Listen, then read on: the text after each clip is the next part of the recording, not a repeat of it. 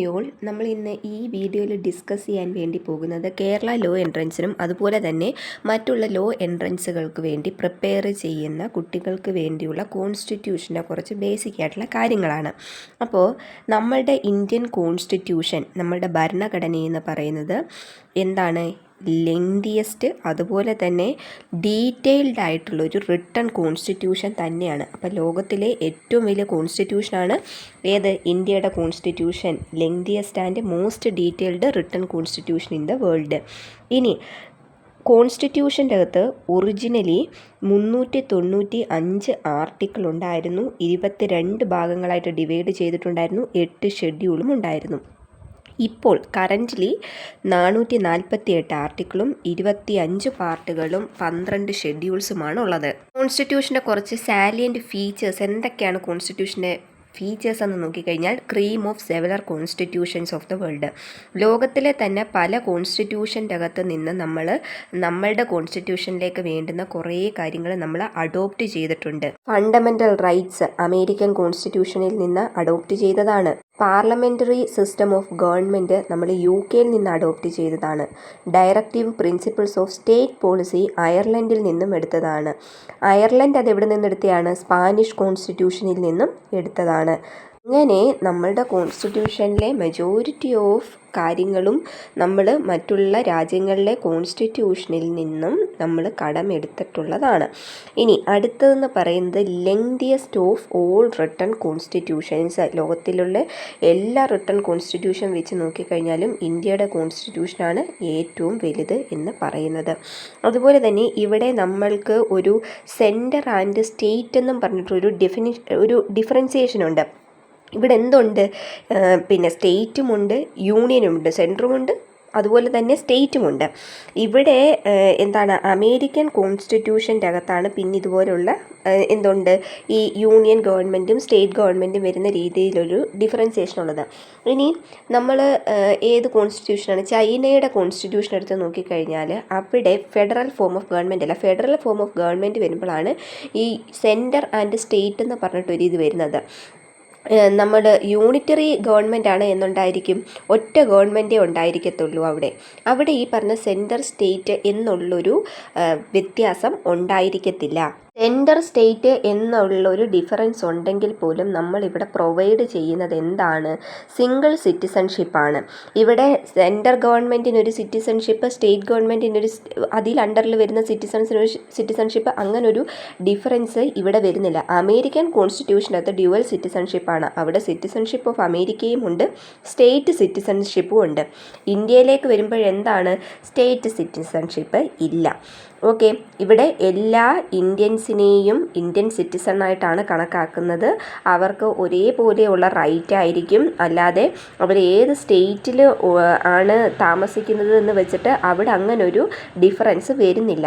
അതുപോലെ തന്നെ parliamentary form of government ആണ് ഇന്ത്യയിൽ വരുന്നത്. പാർലമെൻ്ററി ഫോം ഓഫ് ഗവൺമെൻറ്റിൽ ഗവൺമെൻറ് ലെജിസ്ലേച്ചറിനോട് എന്തായിരിക്കും? റെസ്പോൺസിബിൾ ആയിരിക്കും. സ്റ്റേറ്റ് ലെജിസ്ലേച്ചർ ഉണ്ട്. സ്റ്റേറ്റ് ലെജിസ്ലേച്ചർ എന്ന് പറയുമ്പോൾ എന്താണ്? നമ്മുടെ നിയമസഭയിലാണല്ലോ ഇവിടെ എന്താണ് നമ്മൾക്ക് നിയമം ഉണ്ടാക്കുന്നത്. ഒന്ന് പാർലമെൻറ്റിലും പിന്നെ ഇവിടെയാണ് സ്റ്റേറ്റ് ലെജിസ്ലേച്ചറിലുമാണ്. അപ്പോൾ എപ്പോഴും ഈ സ്റ്റേറ്റ് ലെജിസ്ലേച്ചറിനോട് എന്തായിരിക്കും? ഗവൺമെൻറ് റെസ്പോൺസിബിൾ ആയിരിക്കും. ഇനി ഇന്ത്യയിലേക്ക് വരുമ്പോൾ ഇന്ത്യയുടെ പ്രസിഡൻ്റ് എന്ന് പറയുന്നതായിരിക്കും കോൺസ്റ്റിറ്റ്യൂഷണൽ ഹെഡ് എന്ന് പറയുന്നത്. റിയൽ എക്സിക്യൂട്ടീവ് പവർ ആർക്കായിരിക്കും? കൗൺസിൽ ഓഫ് മിനിസ്റ്റേഴ്സിന് ആയിരിക്കും. ഈ ഹൗസ് ഓഫ് പീപ്പിൾ എന്നറിയപ്പെടുന്നത് എന്താണ്? ലോക്സഭയാണ് കൗൺസിൽ ഓഫ് പീപ്പിൾ. ഈ കോൺസ്റ്റിറ്റ്യൂഷൻ്റെ part 3 long list of fundamental rights കൊടുത്തിട്ടുണ്ട്. ഓക്കെ, ഒരു ഡെമോക്രാറ്റിക് സ്റ്റേറ്റിൻ്റെ, ജനാധിപത്യമായിട്ട് പോകുന്ന ഒരു സ്റ്റേറ്റിൻ്റെ ഏറ്റവും വലിയ ഒരു ഫീച്ചർ എന്ന് പറയുന്നതാണ് ഫണ്ടമെൻ്റൽ റൈറ്റ്സ് എന്ന് പറയുന്നത്. ഈ ഫണ്ടമെൻ്റൽ റൈറ്റിനെ വയലേറ്റ് ചെയ്യുന്ന രീതിയിലോ അല്ലാന്നുണ്ടെങ്കിൽ ഇതിനെ എടുത്തു മാറ്റുന്ന രീതിയിലോ എന്ത് ചെയ്യാൻ വേണ്ടി പാടില്ല? സ്റ്റേറ്റ് ഒരു നിയമം നിർമ്മിക്കാൻ വേണ്ടി പാടില്ല. ഇന്ത്യയിലുള്ള എല്ലാ സിറ്റിസൺഷിപ്പിനും എല്ലാ സിറ്റിസൺസിനും എന്ത് കൊടുത്തിട്ടുണ്ടായിരിക്കണം? ഫണ്ടമെൻ്റൽ റൈറ്റ് കൊടുക്കേണ്ട ബാധ്യത ആർക്കുണ്ട്? സ്റ്റേറ്റിനുണ്ട്. സപ്പോസ് സ്റ്റേറ്റ് ഈ പറഞ്ഞ ഫണ്ടമെൻ്റൽ റൈറ്റ്സിന് വയലേഷനായിട്ടൊരു നിയമം നിർമ്മിക്കുകയാണ് എന്നുണ്ടെങ്കിൽ സിറ്റിസൺസിന് സുപ്രീം കോടതിയിലോ ഹൈക്കോടതിയിലോ ഡയറക്റ്റ് അപ്രോച്ച് ചെയ്യാൻ വേണ്ടി കഴിയുന്നതാണ്. ഇന്ത്യൻ കോൺസ്റ്റിറ്റ്യൂഷൻ എന്ന് പറയുന്നത് എന്താണ്? Neither purely federal nor purely unitary but A combination of both. നമ്മളുടെ കോൺസ്റ്റിറ്റ്യൂഷൻ ഫെഡറലും അല്ല പ്യുവർലി യൂണിറ്ററിയും അല്ല, പക്ഷേ എന്താണ്, ഇതിൻ്റെ രണ്ടിൻ്റെയും കൂടെ ഒരു കോമ്പിനേഷനാണ്. ഇനി ഒരു ഫെഡറൽ കോൺസ്റ്റിറ്റ്യൂഷന് വേണ്ടുന്ന ഫീച്ചേഴ്സ് എന്തൊക്കെയാണ്? ഡിസ്ട്രിബ്യൂഷൻ ഓഫ് പവേഴ്സ് എന്ന് പറയുമ്പോൾ സെൻട്രൽ സ്റ്റേറ്റ് അങ്ങനെ പവർ ഡിസ്ട്രിബ്യൂട്ട് ചെയ്തിട്ടുണ്ടായിരിക്കണം. പിന്നെ കോൺസ്റ്റിറ്റ്യൂഷൻ ആയിരിക്കണം അവിടുത്തെ സുപ്രീം എന്ന് പറയുന്നത്, supremacy of constitution. Written constitution ആയിരിക്കും, റിജിഡ് എന്ന് പറഞ്ഞു കഴിഞ്ഞാൽ എന്താണ്? ഫെഡറൽ കോൺസ്റ്റിറ്റ്യൂഷൻ എന്ന് പറയുന്നത് ഉറപ്പായിട്ടും ഒരു റിട്ടൺ ആയിരിക്കണം. അതുപോലെ തന്നെ കോൺസ്റ്റിറ്റ്യൂഷൻ എന്ന് പറയുന്നത് supreme law of the land ആയിരിക്കണം, അതുപോലെ റിജിഡ് ആയിരിക്കണം. റിജിഡ് എന്ന് പറയുമ്പോൾ റിജിഡായിട്ടുള്ളൊരു കോൺസ്റ്റിറ്റ്യൂഷൻ്റെ അകത്ത് അമെൻമെൻറ്റ് നടത്താൻ ഈസി ആയിരിക്കത്തില്ല.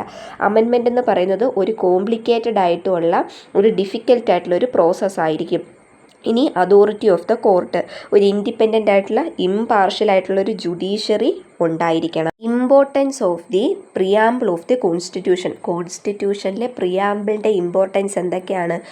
കോൺസ്റ്റിറ്റ്യൂഷൻ തുടങ്ങുന്നത് തന്നെ ഒരു ഇൻട്രൊഡക്ഷനോട് കൂടിയാണ്. ആ ഇൻട്രൊഡക്ഷനെയാണ് നമ്മൾ പ്രിയാമ്പിൾ എന്ന് വിളിക്കുന്നത്. പിന്നെ കോൺസ്റ്റിറ്റ്യൂഷൻ്റെ പ്രിയാമ്പിൾ എന്ന് പറയുന്നത് എന്താണ്? അതിൻ്റെ മേക്കേഴ്സിൻ്റെ മൈൻഡ് ഓപ്പൺ ചെയ്യാനുള്ള ഒരു key to open the mind of the makers. അപ്പോൾ ഈ പ്രിയാമ്പിൾ വായിച്ചു കഴിഞ്ഞാൽ തന്നെ നമുക്കറിയാം എന്താണ് ഈ കോൺസ്റ്റിറ്റ്യൂഷൻ കൊണ്ട് ഉദ്ദേശിക്കുന്നത് എന്നുള്ളൊരു കാര്യം, അല്ലെങ്കിൽ അതിൻ്റെ അകത്ത് എന്തൊക്കെ കാര്യമായിരിക്കും പറയാൻ പോകുന്നത് നമുക്ക് ഇത് വായിക്കുമ്പോഴേ മനസ്സിലാകാം. അതുപോലെ തന്നെ എന്താണ് പ്രിയാമ്പിളിന് ഈ കോൺസ്റ്റിറ്റ്യൂഷനെ ഫാദേഴ്സ് ആൻഡ് മദേഴ്സ് എന്ന് പറയുമ്പോൾ ആരെയാണ്? ഇത് മേക്ക് ചെയ്ത ആൾക്കാർ. അവർ ഈ പ്രിയാമ്പിളിന് ഒരു പ്ലേസ് ഓഫ് പ്രൈഡ് കൊടുത്തിട്ടുണ്ട്. ഓക്കെ, പിന്നെ ഈ പ്രിയാമ്പിളിനെ സോൾ ഓഫ് ദി കോൺസ്റ്റിറ്റ്യൂഷൻ എന്ന് അറിയപ്പെടുന്നു. പിന്നെ പ്രിയാമ്പിളിൻ്റെ അകത്ത് കണ്ടെയ്ൻ ചെയ്യുന്നത് ബേസിക് ഫിലോസഫിയാണ്, കോൺസ്റ്റിറ്റ്യൂഷൻ്റെ ബേസിക് ഫിലോസഫീസ് ആണ്. ഇത് തുടങ്ങുന്നത് തന്നെ എങ്ങനെയാണ്? We the people of India having solemnly resolved to constitute India into a sovereign socialist secular democratic republic and to secure to all it citizens. എന്താണ് we the people of India? നമ്മൾ എന്താണ്? ഇന്ത്യയിലെ ജനങ്ങളാണ്. നമ്മൾ എന്താണ് കോൺസ്റ്റിറ്റ്യൂട്ട് ചെയ്തത്? India എന്ന് പറയുന്നത് ഒരു സോവറിനാണ്, സോഷ്യലിസ്റ്റ് സെക്യുലർ ഡെമോക്രാറ്റിക് റിപ്പബ്ലിക് ആണ്. അത് നമ്മൾ എന്ത് ചെയ്യണം? ഇന്ത്യയിലെ എല്ലാ സിറ്റിസൺസിനും പ്രൊവൈഡ് ചെയ്തിട്ടുണ്ടായിരിക്കണം, അല്ലെങ്കിൽ സെക്യൂർ ചെയ്ത് കൊടുത്തിട്ടുണ്ടായിരിക്കണം. ജസ്റ്റിസ് കൊടുക്കണം. ജസ്റ്റിസ് എന്ന് പറയുമ്പോഴെന്താണ്? സോഷ്യലും എക്കണോമിക്കും പൊളിറ്റിക്കലുമായിട്ടുള്ള ജസ്റ്റിസ് ജനങ്ങൾക്ക് കൊടുത്തിട്ടുണ്ടായിരിക്കണം. അത് നമ്മൾ USSR കോൺസ്റ്റിറ്റ്യൂഷൻ USSRൽ നിന്നും ബോറോ ചെയ്തതാണ് ഈ justice for social economic and political എന്നുള്ളൊരിത്. അടുത്ത ലിബർട്ടി. എന്തിനൊക്കെയുള്ള സ്വാതന്ത്ര്യം വേണം? ചിന്തിക്കാൻ, എക്സ്പ്രസ് ചെയ്യാൻ, ബിലീഫ്, ഫെയ്ത്ത്, വർഷിപ്പ്, നമ്മൾ ആരാധനാലയങ്ങളിൽ പോകുന്നതിനും നമ്മളുടെ വിശ്വാസം കാത്തു സൂക്ഷിക്കുന്നതിനുമൊക്കെയുള്ള ലിബർട്ടി നമുക്ക് വേണം. ഇനി ഇക്വാളിറ്റി വേണം, equality of status and opportunity. എന്താണ്? റേസ്, കാസ്റ്റ്, സെക്സിൻ്റെ ഒന്നും പേരിൽ നമ്മളെ വേർതിരിച്ച് കാണാൻ വേണ്ടി പാടില്ല. ഫ്രറ്റേർണിറ്റി എന്ന് പറയുന്നത് എന്താണ്? സാഹോദര്യം. ഇൻഡിവിജ്വൽസിന് ഡിഗ്നിറ്റി കൊടുക്കുക, യൂണിറ്റി ഉണ്ടാക്കുക, അതുപോലെ തന്നെ നേഷൻ്റെ ഇൻറ്റഗ്രിറ്റി, ഇതൊക്കെയാണ് ഫ്രറ്റേർണിറ്റി കൊണ്ട് ഉദ്ദേശിക്കുന്നത്. ഈ ലിബർട്ടി, ഇക്വാളിറ്റി, ഫ്രറ്റേർണിറ്റി എന്ന് പറയുന്നത് നമ്മൾ എവിടെ നിന്ന് ഉൾക്കൊണ്ടതാണ്? ഫ്രഞ്ച് റെവല്യൂഷനിൽ നിന്ന് ഉൾക്കൊണ്ടതാണ്. ഇനി നമ്മളുടെ കോൺസ്റ്റിറ്റ്യൂഷൻ അസംബ്ലി അഡോപ്റ്റ് ചെയ്തതും ഇനാക്ട് ചെയ്തതും, പിന്നെ അതുപോലെ തന്നെ and give to ourselves this constitution, നമുക്ക് വേണ്ടി കോൺസ്റ്റിറ്റ്യൂഷൻ എന്നാണ് നൽകിയത്? നവംബർ 1949. ഡേറ്റ് എത്രയാണ്? 26. അപ്പോൾ 26th day of November 1949 constitution adopt ചെയ്തതും ഇനാക്ട് ചെയ്തതുമൊക്കെ. ഓക്കെ, എക്സാമിന് പോകുമ്പോൾ നോക്കിയിട്ട് പോകേണ്ട പ്രധാനപ്പെട്ട 2 കേസുകളിൽ ഒന്ന് റീ ബറൂബറി കേസാണ്. റീ ബറൂബറി കേസിൻ്റെ അകത്താണ് പറഞ്ഞത് preamble is not a part of constitution എന്ന്. ഇനിയും Kesavananda Bharati versus state of Kerala. ഈ കേസിനെ ഫണ്ടമെൻ്റൽ റൈറ്റ്സ് കേസ് എന്നാണ് അറിയപ്പെടുന്നത്. ഈ കേസിൽ പറഞ്ഞു എന്ത്, preamble is part of constitution എന്ന്. മറ്റൊരു കേസും കൂടെ ഉണ്ട്, SR Bombay versus union of India. ഇതിൽ ജസ്റ്റിസ് രാമസ്വാമി ഒബ്സർവ് ചെയ്തത് പ്രിയാമ്പിൾ എന്ന് പറയുന്നത് കോൺസ്റ്റിറ്റ്യൂഷൻ്റെ ഒരു പ്രധാനപ്പെട്ട ഭാഗമാണ്. 42nd അമെൻമെൻറ്റിൽ ഇൻ്റഗ്രിറ്റി, സോഷ്യലിസ്റ്റ്, സെക്യുലാറും കൂടി എന്തോ ചെയ്തു, ഈ കോൺസ്റ്റിറ്റ്യൂഷൻ്റെ അകത്തേക്ക് ആഡ് ചെയ്തു. സെക്യുലാർ എന്ന് പറയുമ്പോൾ എന്താണ്, നമ്മളുടെ കോൺസ്റ്റിറ്റ്യൂഷൻ ഇവിടെ പ്രൊമോട്ട് ചെയ്യുന്നത് ഒരു സെക്യുലാർ രാജ്യത്തെയാണ്.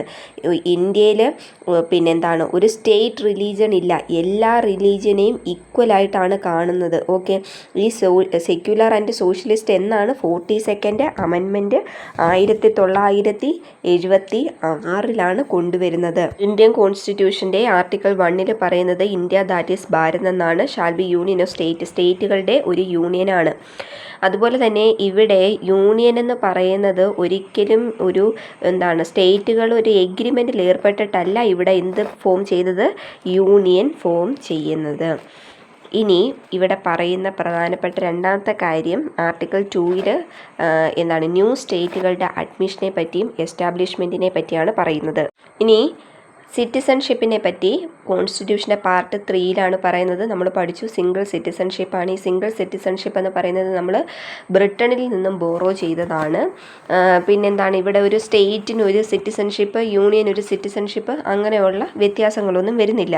കോൺസ്റ്റിറ്റ്യൂഷൻ്റെ പ്രധാനപ്പെട്ട ഭാഗമാണ് ഫണ്ടമെൻ്റൽ റൈറ്റ്സ്. പാർട്ട് 3 ആർട്ടിക്കിൾ 12 മുതൽ 35 വരെയാണ് ഫണ്ടമെൻ്റൽ റൈറ്റ്സിൻ്റെ ലിസ്റ്റിനെ കൊടുത്തിരിക്കുന്നത്. ഇനിയെന്ന് പറയുന്നത് ഒരു ഡെമോക്രാറ്റിക് ആയിട്ടുള്ള ഒരു രാജ്യത്തിൻ്റെ അകത്ത് പ്രധാനമായിട്ട് വരുന്ന ഒരു കാര്യമാണ് എന്തെന്ന് പറയുന്നത്, ഫണ്ടമെൻ്റൽ റൈറ്റ് എന്ന് പറയുന്നത്. അത് ഈ പ്രിയാമ്പിളിലേ കൊടുത്തിട്ടുണ്ട്. അപ്പോൾ ഇവിടെയെന്ന് പറയുന്നത് 6 ഫണ്ടമെൻ്റൽ റൈറ്റ്സ് കൊടുത്തിട്ടുണ്ട്. അത് ഏതൊക്കെയാണ്? റൈറ്റ് ടു ഇക്വാലിറ്റി ആർട്ടിക്കിൾ 14 മുതൽ 18 വരെ, റൈറ്റ് ടു ഫ്രീഡം ആർട്ടിക്കിൾ 19 മുതൽ 22 വരെ, റൈറ്റ് അഗൈൻസ്റ്റ് എക്സ്പ്ലോയിറ്റേഷൻ ആർട്ടിക്കിൾ 23 തൊട്ട് 24 വരെ, right to freedom of religion article 25 തൊട്ട് 28 വരെ, കൾച്ചറൽ ആൻഡ് എഡ്യൂക്കേഷണൽ റൈറ്റ് 29 തൊട്ട് 30, right to constitutional remedies article 32 മുതൽ 35 വരെ. അതിൽ ആർട്ടിക്കിൾ 12 പറയുന്നുണ്ട്. ആർട്ടിക്കിൾ 12ൻ്റെ അകത്ത് എന്താണ് ഡിക്ലെയർ ചെയ്യുന്നത്, അല്ലെങ്കിൽ ആർട്ടിക്കിൾ 12ൻ്റെ അകത്ത് സ്റ്റേറ്റിൻ്റെ ഡെഫിനിഷനാണ് കൊടുത്തിട്ടുള്ളത്. അവിടെ പറയുന്നുണ്ട് central government and parliament of India, state government and legislature of each state, all local and other authorities within territory of India, all local and other authorities under the government of India, ഇത് under the control of government of India. ഇത്രയും കൂടി ചേർന്ന് വരുന്നതാണ് ഏതെന്ന് പറയുന്നത്, state എന്ന് പറയുന്നത്. സ്റ്റേറ്റിൻ്റെ അകത്ത് ഇത്രയും കാര്യങ്ങൾ ഇൻക്ലൂഡ് ചെയ്തിട്ടുണ്ട്. ഇനി ഇതിൻ്റെ അകത്ത് വരുന്നത് ആർട്ടിക്കിൾ 13ൻ്റെ അകത്ത് ജുഡീഷ്യൽ റിവ്യൂവിനെ പറ്റിയാണ് കൊടുത്തിട്ടുള്ളത്. Judicial review. അപ്പോൾ നമ്മൾ ഇത് എന്താണെന്ന് ജുഡീഷ്യൽ റിവ്യൂ ഒക്കെ നമ്മൾ പിന്നീട് പഠിക്കും എന്താണെന്ന്. പിന്നെ ഇപ്പം ബേസിക്കായിട്ട് വേണ്ടുന്ന കാര്യങ്ങളാണ് ഈ പറയുന്നത്. ഇനി വേണ്ടുന്നത് നമുക്ക് നോക്കാം ഓരോ ഫണ്ടമെൻ്റൽ റൈറ്റിൻ്റെ അകത്ത് എന്താണ് പറയുന്നതെന്ന്. റൈറ്റ് ടു ഇക്വാളിറ്റി എന്ന് പറയുന്നത് നമ്മൾ പഠിച്ചു. ആർട്ടിക്കിൾ 14 തൊട്ട് 18 വരെയാണ് പറയുന്നത്. അതിൽ ആർട്ടിക്കിൾ 14ൻ്റെ അകത്ത് എന്താണ് കൊടുത്തിട്ടുള്ളത്, ഇക്വാളിറ്റി ബിഫോർ ലോ ആണ്. ലോയുടെ മുന്നിൽ എന്താണ്, എല്ലാവരും ഈക്വലാണ്. ഈ ആർട്ടിക്കിൾ 14 പറയുന്നത് ഫോറിനേഴ്സിനും അതുപോലെ തന്നെ സിറ്റിസൺസിനും ഒരേപോലെ അവൈലബിൾ ആയിട്ടുള്ള ഒരു ആർട്ടിക്കിളാണ് ആർട്ടിക്കിൾ 14 എന്ന് പറയുന്നത്. ആർട്ടിക്കിൾ 15ൻ്റെ അകത്ത് എന്താണ് പറയുന്നത്, പിന്നെ religion, caste, race, sex, place of birth തുടങ്ങിയ കാര്യങ്ങളുടെ മുകളിൽ ഡിസ്ക്രിമിനേഷൻ പാടില്ല. ആ ഡിസ്ക്രിമിനേഷൻ പ്രൊഹിബിറ്റ് ചെയ്യുന്നതാണ് ആർട്ടിക്കിൾ 15. ആർട്ടിക്കിൾ 16ൻ്റെ അകത്ത് എന്താണ് പറയുന്നത്, guarantees equality of opportunity in public employment. Public എംപ്ലോയ്മെൻറ്റിൽ എല്ലാവർക്കും എന്താണ്, ഈക്വൽ ഓപ്പർച്യൂണിറ്റി കൊടുത്തിട്ടുണ്ടായിരിക്കണം. ആർട്ടിക്കിൾ 17ൻ്റെ അകത്ത് അബോളിഷൻ ഓഫ് അൺടച്ചബിലിറ്റി എന്തോ ചെയ്തു, അബോളിഷ് ചെയ്തു. ആർട്ടിക്കിൾ 18 പ്രൊവൈഡ് ചെയ്യുന്നത് എന്താണ്, അബോളിഷൻ ഓഫ് ടൈറ്റിൽസ്. ഇത്രയും കാര്യങ്ങളാണ് പറയുന്നത്. ഇനി equality before the law and equal protection of law എന്ന് ഇവിടെ പറയുന്നുണ്ട്. ആർട്ടിക്കിൾ 14 ഇക്വാലിറ്റി ബിഫോർ ലോ എന്ന് പറയുന്നത് എന്താണ്, നമ്മൾ ഈക്വലായിട്ട് വേണം കണക്കാക്കാൻ വേണ്ടി. ഈക്വൽസിനെയും അൺഈക്വൽസിനെയും നമുക്ക് ഒരേപോലെ കണക്കാക്കാൻ വേണ്ടി കഴിയത്തില്ല. ഫോർ എക്സാമ്പിൾ, പാവപ്പെട്ടവരും ഉണ്ട് നമ്മളുടെ സമൂഹത്തിൽ, പണക്കാരും ഉണ്ട്. ഈ പാവപ്പെട്ടവരെയും പണക്കാരെയും കൂടെ നമുക്ക് ഒരേപോലെ കണ്ടു കഴിഞ്ഞാൽ ഇവിടെ ഉണ്ടാകുന്നത് എന്താണ്? പാവങ്ങൾക്ക് അവർ എന്താണ്, അപ്പോൾ അവരുടെ കയ്യിൽ നിന്ന് എക്സാമ്പിൾ പറയുന്നത്, നമ്മൾ ടാക്സ് കളക്ട് ചെയ്യുക എന്ന് വെച്ചോ. ഈ പണക്കാരുടെ കയ്യിൽ നിന്നും പാവപ്പെട്ടവരുടെ കയ്യിൽ നിന്നും ഒരേപോലെ ടാക്സ് കളക്ട് ചെയ്ത് കഴിഞ്ഞാൽ അവിടെ ഒരു ഡിസ്ക്രിമിനേഷൻ ഉണ്ടാവും. കാരണം പാവങ്ങൾക്ക് ചിലപ്പം പണക്കാർ കൊടുക്കുന്നതിൻ്റെ അത്രയും ടാക്സ് കൊടുക്കാൻ വേണ്ടി പറ്റത്തില്ല. അപ്പോൾ നമ്മൾ എന്താണ്, ഈക്വൽസിനെയും അൺഈക്വൽസിനെയും കൂടെ ഒരേപോലെ കാണാൻ വേണ്ടി പാടില്ല. ഈക്വൽസിനെ പിന്നെ എന്താണ് ഒരേപോലെ കാണുക, ഈക്വൽസിനെയും അൺഈക്വൽസിനെയും കൂടെ നമ്മൾ ഒരേപോലെ കാണാതെ വെവ്വേറെയായിട്ട് കാണും എന്ന് പറഞ്ഞുകൊണ്ട് അവരെ ഡിസ്ക്രിമിനേഷൻ നടത്തണം എന്നല്ല ഇവിടെ ഉദ്ദേശിക്കുന്നത്. പാവപ്പെട്ടവരെ അല്ലെങ്കിൽ കാശില്ല അങ്ങനെ പറഞ്ഞിട്ട് ഡിസ്ക്രിമിനേഷൻ നടത്തരുത്. ഒരു കാരണവശാലും റിലീജിയൻ്റെയോ റേസിൻ്റെയോ കാസ്റ്റിൻ്റെയോ സെക്സിൻ്റെയോ പ്ലേസ് ഓഫ് ബർത്തിൻ്റെയോ പേരിലോ ഡിസ്ക്രിമിനേഷൻ നടത്താൻ വേണ്ടി പാടില്ല. ഇനി റൈറ്റ് ടു ഫ്രീഡം, ആർട്ടിക്കിൾ 19 തൊട്ട് 22 വരെയാണ് റൈറ്റ് ടു ഫ്രീഡത്തിനെ പറ്റി പറയുന്നത്. അപ്പോൾ ഇവിടെ 6 തരത്തിലുള്ള ഫ്രീഡം ഉണ്ട്. Freedom of speech and expression, freedom to assemble peacefully and without arms, freedom to form association or unions or cooperative societies, freedom to move freely throughout the territory of India, freedom to reside and settle in any part of India, freedom to practice any profession or to carry any occupation, trade or business. Okay, ഇവിടെ ഈ പറഞ്ഞിട്ടുള്ള freedom എന്ന് പറയുന്നത് absolute ആയിട്ടുള്ളൊരു freedom അല്ല. ഇവിടെ എന്തും കൂടെ പറയുന്നുണ്ട്. ഈ ഫ്രീഡത്തിനൊക്കെ അതിൻ്റേതായിട്ടുള്ള റെസ്ട്രിക്ഷനും ഇവിടെ പറയുന്നുണ്ട്. Freedom of speech and expression നോക്കിക്കഴിഞ്ഞാൽ എന്താണ്? ആർട്ടിക്കിൾ 19 ക്ലോസ് 1 ക്ലോസ് എയ്ക്കകത്താണ് ഫ്രീഡം ഓഫ് സ്പീച്ച് ആൻഡ് എക്സ്പ്രഷനെ പറ്റി പറയുന്നത്. അതുപോലെ ആർട്ടിക്കിൾ 19 ക്ലോസ് 2 അകത്ത് ഈ സ്റ്റേറ്റിന് ഈ പറഞ്ഞിട്ടുള്ള ഫ്രീഡത്തിന് കുറച്ച് റെസ്ട്രിക്ഷൻ കൂടെ കൊടുക്കാൻ വേണ്ടി പറ്റും. എന്തൊക്കെയാണ് ആ റെസ്ട്രിക്ഷന്? ഇന്ത്യയുടെ സൊവേണിറ്റിയോ ഇൻറ്റഗ്രിറ്റിയോ ബാധിക്കുന്ന രീതിയിലോ, ഇന്ത്യയുടെ സെക്യൂരിറ്റിയെ ബാധിക്കുന്ന രീതിയിൽ, അല്ലെങ്കിൽ മറ്റുള്ള ഫോറിൻ സ്റ്റേറ്റുകളുമായിട്ട് ഇന്ത്യക്കുള്ള റിലേഷൻഷിപ്പിനെ ബാധിക്കുന്ന രീതിയിൽ, അതുപോലെ തന്നെ പബ്ലിക് ഓർഡർ, ഡീസൻസി, മൊറാലിറ്റിയെ ബാധിക്കുന്ന രീതിയിലോ, ഡിഫമേഷൻ അല്ലാന്നുണ്ടെങ്കിൽ പിന്നെ ഒരു കുറ്റം ചെയ്യുന്നതിനുള്ള പ്രേരണ, അല്ലാന്നുണ്ടെങ്കിൽ ഒരു എന്താ പറയുന്നത് കോടതിയെ അപകീർത്തിപ്പെടുത്തുക, അല്ലെങ്കിൽ കോടതിയാ ലക്ഷ്യം എന്നൊക്കെ കേട്ടിട്ടില്ലേ? അങ്ങനെയുള്ള കണ്ടംപ്റ്റ് ഓഫ് കോർട്ട് എന്നാണ് അതിനെ പറയുന്നത്. കണ്ടംപ്റ്റ് ഓഫ് കോർട്ട് ഇങ്ങനെയുള്ള കാര്യങ്ങളൊക്കെ നടത്തുന്നതിന് വേണ്ടി പാടില്ല. അത് ആർട്ടിക്കിൾ 12 ക്ലോസ് 2 അകത്താണ് ഇതിൻ്റെ എന്ത് പറഞ്ഞിട്ടുള്ളത്, ആ ഒരു റെസ്ട്രിക്ഷൻ പറഞ്ഞിട്ടുള്ളത്. ഇനി freedom of speech and expression എന്ന് പറയുന്നത് ഒരു ഡെമോക്രാറ്റിക് രാജ്യത്തിൽ ഒഴിച്ചുകൂടാൻ പറ്റാത്ത ഒരു കാര്യമാണ്. ഇനി മീഡിയ എന്ന് പറയുന്നത് അല്ലെങ്കിൽ പ്രസ്സിൻ്റെയൊക്കെ ഫ്രീഡം ഈ പറഞ്ഞിട്ടുള്ള പിന്നെ എന്താണ് ഫ്രീഡം ഓഫ് സ്പീച്ച് ആൻഡ് എക്സ്പ്രഷൻ്റെ അകത്താണ് വരുന്നത്. ഇനി മീഡിയ എന്തായിട്ടാണ്? ഒരു 4th എസ്റ്റേറ്റ് ആയിട്ടാണ് പിന്നെ മീഡിയയെ കണക്കാക്കുന്നത്. അല്ലെങ്കിൽ freedom of press 4th estate ആയിട്ടാണ് മീഡിയ പ്രവർത്തിക്കേണ്ടത്. പിന്നെ എന്തിനാ ഒരു ഡെമോക്രാറ്റിക് രാജ്യത്തിൻ്റെ അകത്ത് മീഡിയ എന്ന് പറയുന്നത് പ്രധാനപ്പെട്ട പങ്കാണ് വഹിക്കുന്നത്. ഓക്കെ, ഇത്രയും കാര്യങ്ങളാണ് അതിൽ പ്രധാനമായി വരുന്നത്. കണ്ടംപ്റ്റ് ഓഫ് കോർട്ട് എന്ന് പറയുന്നത് ഒരു ഇമ്പോർട്ടൻ്റ് ആയിട്ടുള്ളൊരു ടോപ്പിക്കാണ്. Section 2 of contempt of court act 1971 അകത്ത് കണ്ടംപ്റ്റ് ഓഫ് കോർട്ടിനെ പറ്റി പറയുന്നുണ്ട്. 2 തരത്തിലാണ്, സിവിൽ കണ്ടംപ്റ്റും ഉണ്ട്, ക്രിമിനൽ കണ്ടംപ്റ്റും ഉണ്ട്. ഓക്കെ, സിവിൽ കണ്ടംപ്റ്റ് എന്ന് പറഞ്ഞു കഴിഞ്ഞാൽ കോടതിയുടെ ഒരു judgment, decree, direction, order, writ ഇങ്ങനെയുള്ള കാര്യങ്ങൾക്കകത്ത് ബ്രീച്ച് വരുത്തുന്നു, ലംഘനം വരുത്തുന്നു. അതാണ് സിവിൽ കണ്ടംപ്റ്റ് എന്ന് പറയുന്നത്. ഇനി ക്രിമിനൽ കണ്ടംപ്റ്റ് എന്ന് പറഞ്ഞു കഴിഞ്ഞാൽ പിന്നെ കോടതിയെ താഴ്ത്തി കെട്ടുന്ന രീതിയിലോ അങ്ങനെ എന്തെങ്കിലും രീതിയിൽ അപകീർത്തിപ്പെടുത്തുക, അല്ലാന്നുണ്ടെങ്കിൽ ഒരു ജുഡീഷ്യൽ പ്രൊസീഡിങ്സിൻ്റെ അകത്ത് ഇടപെടുക, അല്ലെങ്കിൽ ജഡ്ജിനെയോ അല്ലാന്നുണ്ടെങ്കിൽ ഒരു ജഡ്ജ്മെൻറ്റ് വരുന്നതിൽ നിന്ന് അതിൻ്റെ അകത്ത് ഇൻ്റർഫിയർ ചെയ്യുക, അവരെ തടയുക, അങ്ങനെയൊക്കെ ചെയ്യുന്നതിനെയാണ് എന്ത് പറയുന്നത്? ക്രിമിനൽ കണ്ടംപ്റ്റ് എന്ന് പറയുന്നത്. ഇനി freedom of assembly and its restriction ഉണ്ട്. ആർട്ടിക്കിൾ 19 ക്ലോസ് 1 ക്ലോസ് ബിക്ക് അകത്താണ് എല്ലാ സിറ്റിസൺസിനും പീസ്ഫുള്ളി അസംബിൾ ചെയ്യാനുള്ള റൈറ്റ് ഉണ്ട്. വിത്തൗട്ട് ആംസ് ആയിരിക്കണം. ഇനി ഈ പറഞ്ഞിട്ടുള്ള റൈറ്റ് ടു അസംബിൾ എന്ന് പറയുന്നത് കുറച്ച് റെസ്ട്രിക്ഷൻ എന്ന് ഇവിടെ പറയുന്നുണ്ട്. ആ അസംബിൾ എന്ന് പറയുന്നത് പീസ് ആയിരിക്കണം, അൺആംഡ് ആയിരിക്കണം. അതുപോലെ തന്നെ പിന്നെ ഒരിക്കലും എന്താണ് ഇന്ത്യയുടെ സോവറിനിറ്റിയെ, ഇൻറ്റഗ്രിറ്റിയെ, പബ്ലിക് ഓർഡറിനെ ബാധിക്കുന്ന രീതിയിൽ എന്തെങ്കിലും ഒരു കാര്യത്തിന് വേണ്ടി ആയിരിക്കരുത് അവരവിടെ ആ ഒരു അസംബിൾ നടത്തുന്നത്. ഇനി ഒരു എന്ത് ഫോം ചെയ്യാം? അസോസിയേഷൻസോ യൂണിയൻസോ കോപ്പറേറ്റീവ് സൊസൈറ്റിയൊക്കെ പിന്നെ ഫോം ചെയ്യാനുള്ള ഫ്രീഡം ഇവിടെ പറയുന്നുണ്ട്. ആർട്ടിക്കിൾ 19 ക്ലോസ് 1 ക്ലോസ് സിക്കകത്താണ് അതിനെപ്പറ്റി പറയുന്നത്. അതിൻ്റെ റെസ്ട്രിക്ഷൻ പറയുന്നത് ആർട്ടിക്കിൾ 19 ക്ലോസ് 4-റ്റകത്താണ്. ഇനി freedom of movement and its restriction article 19 clause 1 clause ഡിക്കകത്താണ് ഫ്രീഡം ഓഫ് മൂവ്മെൻറ്റ് പറയുന്നത്. ആർട്ടിക്കിൾ 19 ക്ലോസ് 5-ൻ്റെ അകത്താണ് റെസ്ട്രിക്ഷൻ പറയുന്നത്. ഓക്കെ, ഇതിനാണ് റെസ്ട്രിക്ഷൻ ഇവിടെ ഏർപ്പെടുത്തുന്നത്.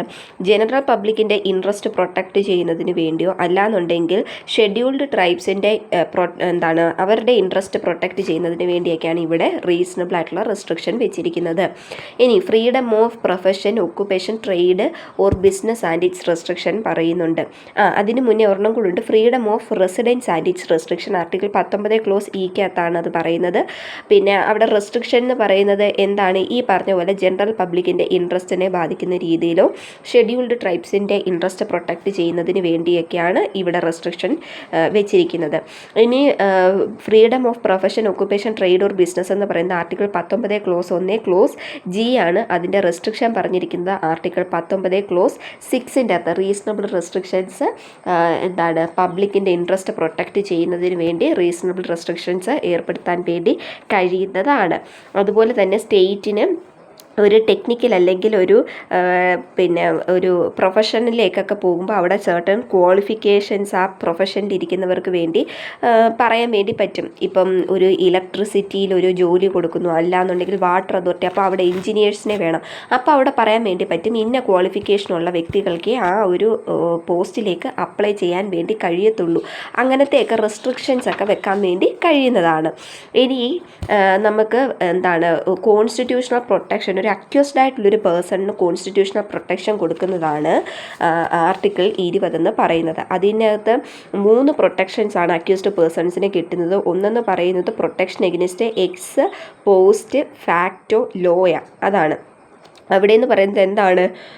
പിന്നെ ഒരു കുറ്റം ചെയ്യുമ്പോൾ എന്ത് പണിഷ്മെൻ്റ് ആണോ ഉള്ളത് ആ പണിഷ്മെൻറ്റേ കൊടുക്കാൻ വേണ്ടി പാടുള്ളൂ. ഇപ്പോൾ നിയമം മാറി എന്ന് പറഞ്ഞിട്ട് ഇപ്പം തന്നെ നമ്മൾ BNS കൊണ്ടുവന്നു. അപ്പോൾ ഈ BNS വരുന്നതിന് അല്ലെങ്കിൽ അത് കെയിം ഇൻ ടു ഫോഴ്സ് ആവുന്നതിന് തൊട്ട് മുൻപേ വരെ കുറ്റം ചെയ്തവർക്ക് IPCയും ഈ BNS came into force ആയതിന് ശേഷം കുറ്റം ചെയ്യുന്നവർക്ക് ഈ BNSലെ പ്രൊവിഷൻസും ആയിരിക്കും ആപ്ലിക്കബിൾ ആയിട്ടുള്ളത്.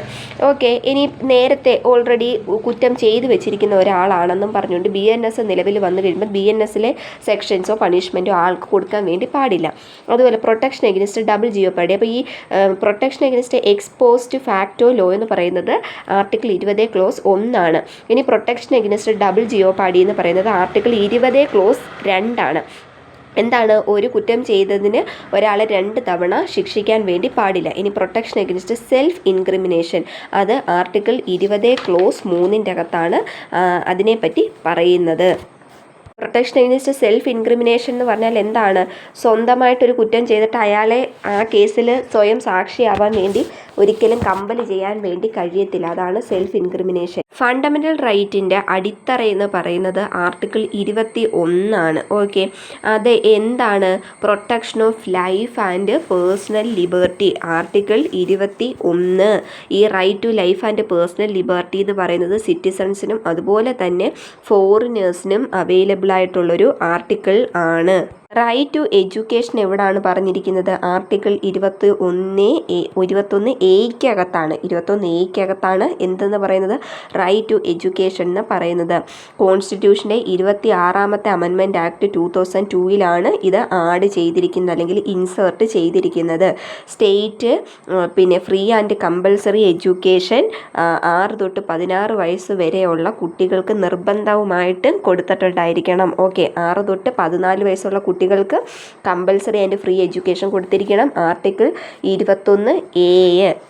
അടുത്ത വരുന്നതാണ് constitutional right against exploitation. Article 23-ൻ്റെ അകത്തും 24-ൻ്റെ അകത്തുമാണ് റൈറ്റ് എഗനിസ്റ്റ് എക്സ്പ്ലോയിറ്റേഷൻ പറഞ്ഞിരിക്കുന്നത്. ഒരു വ്യക്തിയെ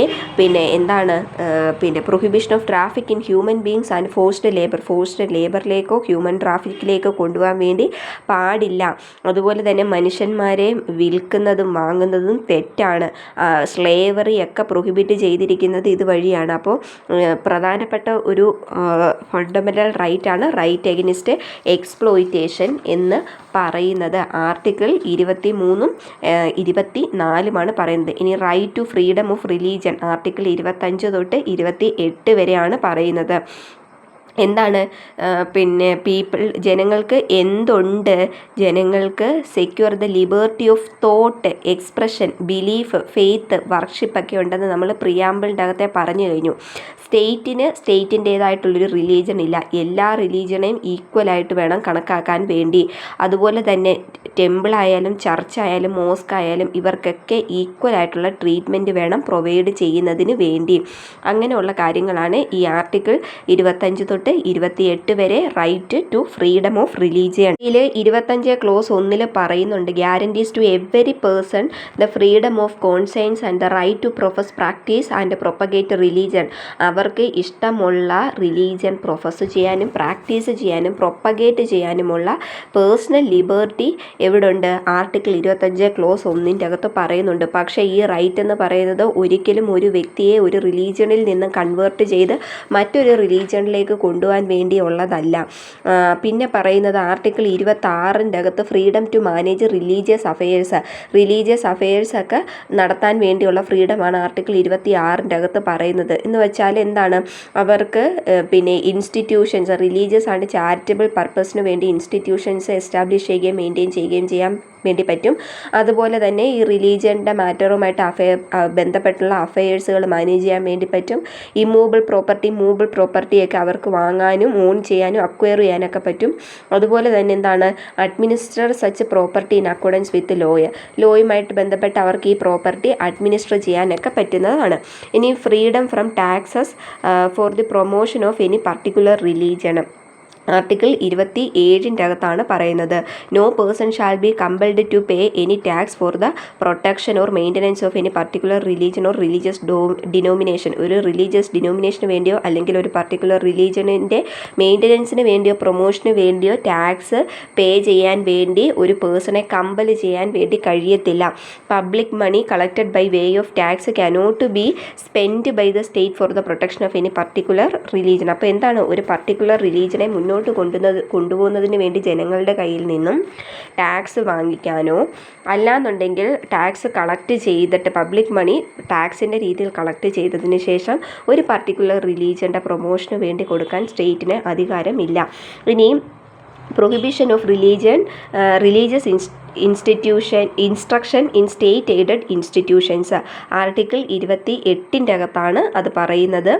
no religious instruction shall be imparted in any educational institution wholly maintained out of state ഫണ്ടിൻ്റെ പിന്നെ മെയിൻറ്റെയിൻ ചെയ്തുകൊണ്ട് പോകുന്ന ഒരു എഡ്യൂക്കേഷണൽ ഇൻസ്റ്റിറ്റ്യൂഷൻ്റെ അകത്ത് റിലീജിയസ് ഇൻസ്ട്രക്ഷൻസ് കൊടുക്കാൻ വേണ്ടി പാടില്ല. ഓക്കെ, അപ്പോൾ സെക്യുലർ സ്റ്റേറ്റാണ്. ആർക്ക് ഇഷ്ടമുള്ള റിലീജിയൻസ് തിരഞ്ഞെടുക്കാൻ വേണ്ടി പറ്റും. പക്ഷേ ഒരു സ്റ്റേറ്റിൻ്റേതായിട്ടുള്ള ഒരു റിലീജിയൻ ഇല്ല. അതുപോലെ തന്നെ ഒരു സിറ്റിസണിനെ പിന്നെ കമ്പൽ ചെയ്യാൻ വേണ്ടി പാടില്ല. അവരുടെ കയ്യിൽ നിന്നും ടാക്സ് വാങ്ങിക്കാൻ വേണ്ടി പാടില്ല റിലീജിയൻ്റെ പേരിൽ. അങ്ങനെയൊക്കെ കുറേ കാര്യങ്ങളും ഇവിടെ പറയുന്നുണ്ട്. ഇനി അടുത്ത പറയുന്നത് right of minorities to establish and manage educational institutions article 29 clause 1 പറയുന്നത്. എഡ്യൂക്കേഷണൽ ഇൻസ്റ്റിറ്റ്യൂഷൻസ് എന്ത് ചെയ്യാൻ വേണ്ടി പറ്റും? എസ്റ്റാബ്ലിഷ് ചെയ്യാനും മാനേജ് ചെയ്യാനും മൈനോറിറ്റീസിന് പറ്റുന്നതാണ്. ഇനിയും വരുന്നത് പിന്നെ ഏതാണ്? ഇനി അടുത്ത വരുന്ന ടോപ്പിക് എന്ന് പറയുന്നത് റൈറ്റ് ടു കോൺസ്റ്റിറ്റ്യൂഷണൽ റെമഡീസ് ആണ്. കോൺസ്റ്റിറ്റ്യൂഷണൽ റെമഡീസ് എന്ന് പറയുന്നത് എന്താണ്? നമുക്ക് ഡീറ്റെയിൽഡ് ആയിട്ട് പഠിക്കേണ്ട ഒരു ടോപ്പിക്കാണ്. ഉബി ജസ് ഇബി റെമഡിയം എന്ന് പറഞ്ഞൊരു കാര്യമുണ്ട്. Where there is a right there is a remedy. നമുക്കൊരു റൈറ്റ് പ്രൊവൈഡ് ചെയ്യുന്നുണ്ട് എന്നുണ്ടെങ്കിൽ അവിടെ ഒരു റെമഡി ഉണ്ടായിരിക്കും. ഓക്കെ, നമുക്ക് ഒരു റെമഡി ഇല്ലാതെ ഒരു റൈറ്റും ഇല്ല. റെമഡി എന്ന് പറഞ്ഞാൽ ആ ഒരു വേർഡാണ് ഈ റൈറ്റിനെ മീനിങ് ഫുള്ളും റിയലും ആക്കുന്നത്. അപ്പോൾ നമ്മളുടെ ഒരു ഫണ്ടമെൻ്റൽ റൈറ്റ് അല്ലെങ്കിൽ മറ്റേതെങ്കിലും വയലേറ്റ് ചെയ്യപ്പെട്ടാൽ നമുക്ക് അതിന് എഗനിസ്റ്റായിട്ട് നമുക്ക് കോടതിയിൽ അപ്രോച്ച് ചെയ്യാം. അങ്ങനെയൊക്കെയുള്ള റെമഡീസും കൂടെ അവിടെ പ്രൊവൈഡ് ചെയ്യുന്നുണ്ട്. അപ്പോൾ ഈ കോൺസ്റ്റിറ്റ്യൂഷൻ്റെ ഫാദേഴ്സ് ആൻഡ് മദേഴ്സ് ഇവിടെ എന്ത് കൊടുത്തിട്ടുണ്ട്? ഫണ്ടമെൻ്റൽ റൈറ്റിൻ്റെ എൻഫോഴ്സ്മെൻറ്റിന് വേണ്ടിയുള്ള ഇഫക്റ്റീവ് റെമഡി കൊടുത്തിട്ടുണ്ട്. അത് ഏതിൻ്റെ അകത്താണ്? ആർട്ടിക്കിൾ 32 ഓഫ് ദ കോൺസ്റ്റിറ്റ്യൂഷൻ പ്രകാരം നമുക്ക് സുപ്രീം കോടതിയിലും ആർട്ടിക്കിൾ 226 പ്രകാരം നമുക്ക് ഹൈക്കോടതിയെയും നമ്മളുടെ ഫണ്ടമെൻ്റൽ റൈറ്റ് വയലേറ്റ് ചെയ്ത് കഴിഞ്ഞാൽ അപ്രോച്ച് ചെയ്യാൻ വേണ്ടി കഴിയും. അങ്ങനെ നമുക്ക് റിട്ട് ഇഷ്യൂ ചെയ്യാൻ വേണ്ടി കഴിയും. ഏതൊക്കെയാണ് അനിയ writ? Habeas corpus, certiorari, prohibition, mandamus, quo warranto, ഇതൊക്കെയാണ് നമ്മളുടെ റിട്ടുകളെന്ന് പറയുന്നത്. ഇനി പിന്നെ ഇവിടെ ഓരോന്നും നമുക്ക് നോക്കാം. ലോക്കസ് സ്റ്റാൻഡി ഉണ്ട്. ലോക്കസ് സ്റ്റാൻഡി എന്ന് പറയുന്നത് പബ്ലിക് ഇൻട്രസ്റ്റ് ലിറ്റിഗേഷനാണ്. പിന്നെ ലോക്കസ് സ്റ്റാൻഡി അല്ലെങ്കിൽ ലോക്കസ് സ്റ്റാൻഡിങ് എന്നൊക്കെ വെച്ച് കഴിഞ്ഞാൽ എന്താണ്? Legal capacity of a person to initiate court proceedings initiate ചെയ്യാനുള്ള ഒരു കപ്പാസിറ്റിയാണ്. സാധാരണയായിട്ട് നമ്മളുടെ ഫണ്ടമെൻ്റൽ റൈറ്റോ വയലേറ്റ് ചെയ്ത് കഴിഞ്ഞാൽ നമ്മളാണ് കോടതിയെ അപ്രോച്ച് ചെയ്തത്. ഇനി പബ്ലിക് ഇൻട്രസ്റ്റ് ലിറ്റിഗേഷൻ്റെ കാര്യത്തിലേക്ക് വന്നു കഴിയുമ്പോൾ ഇപ്പം കോടതിയെ അപ്രോച്ച് ചെയ്യാൻ പറ്റാത്ത തരത്തിലുള്ള ഈ സ്ലംസിൽ കിടക്കുന്ന ഒരു എഡ്യൂക്കേഷൻ ഇല്ലാത്ത അങ്ങനെ കുറേ ആൾക്കാരുണ്ട്. അപ്പോൾ അങ്ങനെയൊക്കെയുള്ള സാഹചര്യത്തിൽ നമുക്ക് എന്ത് ചെയ്യാൻ വേണ്ടി പറ്റും? പബ്ലിക് ഇൻട്രസ്റ്റ് ലിറ്റിഗേഷൻ കൊടുക്കാൻ വേണ്ടി പറ്റും. ഇപ്പോൾ ഈ പബ്ലിക് ഇൻട്രസ്റ്റ് ലിറ്റിഗേഷൻ കൊടുക്കുന്നത് ചിലപ്പം അഡ്വക്കേറ്റ്സ് ആകാം, അല്ലെങ്കിൽ സോഷ്യൽ വർക്ക് ചെയ്യുന്നവർ, അങ്ങനെയൊക്കെ ഉള്ളവരാണ് കൂടുതലും ഈ പറഞ്ഞിട്ടുള്ള പബ്ലിക് ഇൻട്രസ്റ്റ് ലിറ്റിഗേഷൻ കൊടുക്കുന്നത്. ഇനി ഹേബിയസ് കോർപ്പസ് എന്ന് പറഞ്ഞാൽ എന്താണ്? പ്രൊഡ്യൂസ് ദ ബോഡി എന്നാണ് പറയുന്നത്. ഒരു വ്യക്തിയെ ഇല്ലീഗലായിട്ട് നിയമപരമല്ലാതെ തടഞ്ഞു വെച്ചിരിക്കുകയാണ് എന്നുണ്ടെങ്കിൽ, ഒരു നിയമമില്ലാതെ വിത്തൗട്ട് ലോഫുൾ ജസ്റ്റിഫിക്കേഷനിലാണ് തടഞ്ഞു വെച്ചിരിക്കുന്നത് എന്നുണ്ടെങ്കിൽ അയാളെ മോചിപ്പിക്കുന്നതിന് വേണ്ടി കോടതിയിൽ ഫയൽ ചെയ്യുന്ന റിട്ടാണ് ഹേബിയസ് കോർപ്പസ് എന്ന് പറയുന്നത്. ഇനി ഹേബിയസ് കോർപ്പസ് എന്ന് പറയുന്നത് ഈ തടഞ്ഞു വെക്കപ്പെട്ട വ്യക്തിയുടെ, ആരെയാണോ തടഞ്ഞു വെച്ചിരിക്കുന്നത് ആ വ്യക്തിയുടെ നെക്സ്റ്റ് ഫ്രണ്ടിനോ റിലേറ്റീവ്സിനോ അയാളുടെ ഈ പിന്നെ എന്താണ് മോചനം പിന്നെ ആഗ്രഹിക്കുന്ന വ്യക്തികൾക്കൊക്കെ എന്ത് ചെയ്യാൻ വേണ്ടി പറ്റും? ഹേബിയസ് കോർപ്പസ് ഫയൽ ചെയ്യാൻ വേണ്ടി കഴിയുന്നതാണ്. ഇനി ഹേബിയസ് കോർപ്പസ് എന്ന് പറയുന്നത് എന്താണ്? ഒരു പേഴ്സണെ അറസ്റ്റ് ചെയ്തിരിക്കുകയാണ്. അറസ്റ്റ് ചെയ്തിട്ട് 24 മണിക്കൂറിനുള്ളിൽ അയാളെ എന്ത് ചെയ്തിരിക്കണം എന്നാണ്? മജിസ്ട്രേറ്റിൻ്റെ മുന്നിൽ പിന്നെ എന്താണ് പ്രൊഡ്യൂസ് ചെയ്തിരിക്കണം. ഇനി മജിസ്ട്രേറ്റിൻ്റെ മുന്നിൽ അങ്ങനെ പ്രൊഡ്യൂസ് ചെയ്തില്ല എന്നുണ്ടെങ്കിൽ ഹേബിയസ് കോർപ്പസ് ഫയൽ ചെയ്യാൻ വേണ്ടി പറ്റുന്നതാണ്. പിന്നെ അതുപോലെ തന്നെ if the power of detention vested in an authority was exercised malafide. പിന്നെ ഡിറ്റൻഷൻ നടത്താൻ പവർ ഉള്ളൊരു അതോറിറ്റി ഒരു വ്യക്തിയെ മാലിഫൈഡ് എന്ന് പറഞ്ഞാൽ എന്താണ്? ബാഡ് ഇൻറ്റൻഷനോട് കൂടി തടഞ്ഞു വെച്ചിരിക്കുകയാണ് എന്നുണ്ടെങ്കിൽ റിട്ട് കൊടുക്കാൻ വേണ്ടി കഴിയുന്നതാണ്. If law under which detention is ordered is ultra vires the കോൺസ്റ്റിറ്റ്യൂഷനിൽ അൾട്രാ വയേഴ്സ് ചിലപ്പോൾ ചോദിക്കും. അൾട്രാ വയർ എന്ന് പറഞ്ഞാൽ ബിയോണ്ട് ദി പവർ എന്നാണ് അർത്ഥം, അല്ലെ ബിയോണ്ട് ദ കോൺസ്റ്റിറ്റ്യൂഷൻ എന്നൊക്കെയാണ് അൾട്രാ വയേഴ്സിൻ്റെ അർത്ഥം എന്ന് പറയുന്നത്. ഇത്രയും കാര്യങ്ങൾക്കാണ് എന്താണ് ഹേബിയസ് കോർപ്പസ് കൊടുക്കാൻ വേണ്ടി അല്ലെങ്കിൽ പുറപ്പെടുവിപ്പിക്കാൻ വേണ്ടി കഴിയുന്നത്.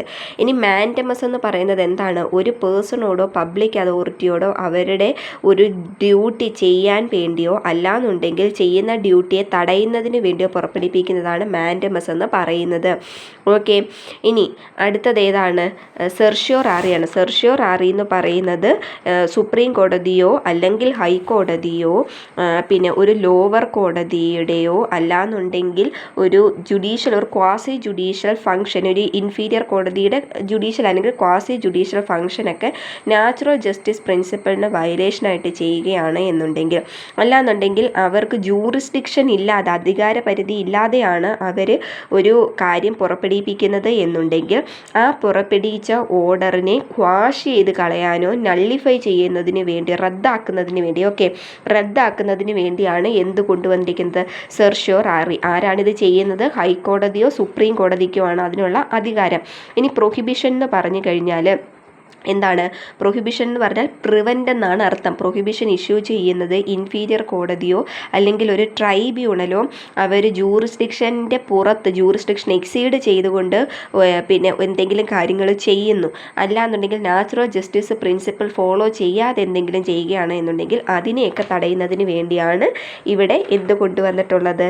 പ്രൊഹിബിഷൻ എന്ന് പറഞ്ഞിട്ടുള്ള റിട്ട് കൊണ്ടുവന്നത്. ഇനി നമുക്ക് നാച്ചുറൽ ജസ്റ്റിസ് പ്രിൻസിപ്പിൾ എന്താണെന്ന് അഡ്മിനിസ്ട്രേറ്റീവ് ലോയുടെ ക്ലാസ് കേട്ട് കഴിഞ്ഞാൽ നമുക്ക് മനസ്സിലാവുന്നതാണ്.